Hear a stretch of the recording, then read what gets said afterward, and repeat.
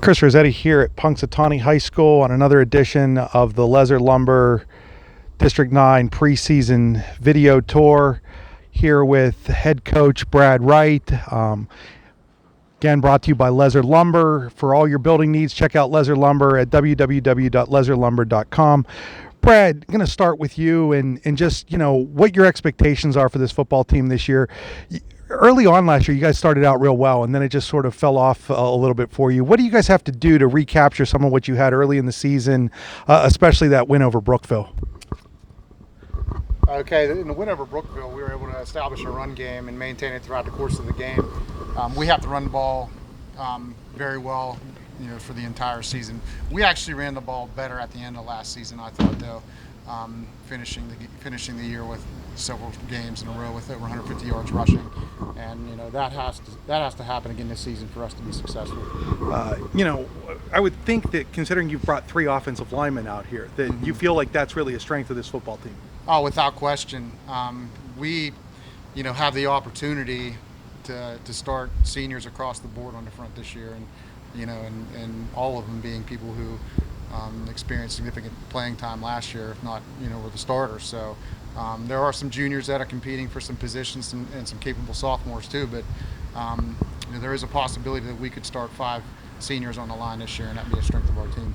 Why don't you introduce the guys you have here with you and what you think each of their strengths are? Okay, we have Max London on the far right over here. He's defensive back and a slot back, running back.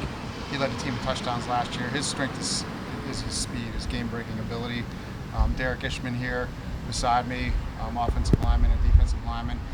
His strength is his consistency, his knowledge of the game. To my left here is Caleb Kinney.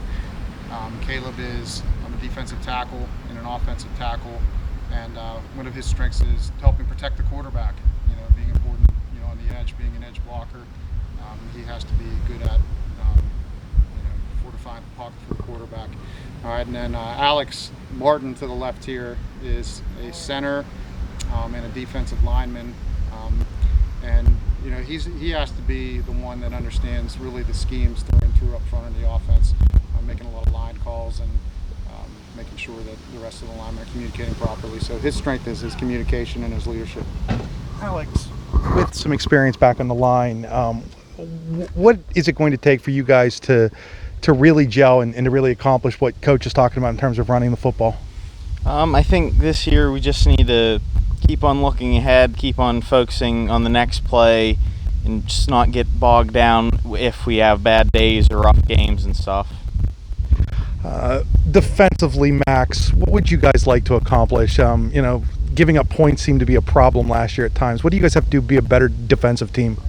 More communication with us. We're pretty quiet on the field out there, and we need to talk to each other more and keep our heads up the entire game. I'm going to ask all 4 of the players here the same question. I'm going to start with Max. So by the time I get to Alex, he'll have an answer already. But, I come in here, I get to see you guys maybe once or twice a year. I don't know a whole lot about you. What would I be most surprised to find out about when I walked into your locker room? Just looking in our locker room.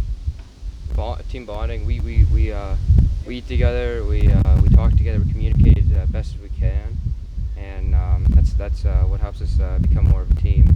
Get some more leaders on the team too.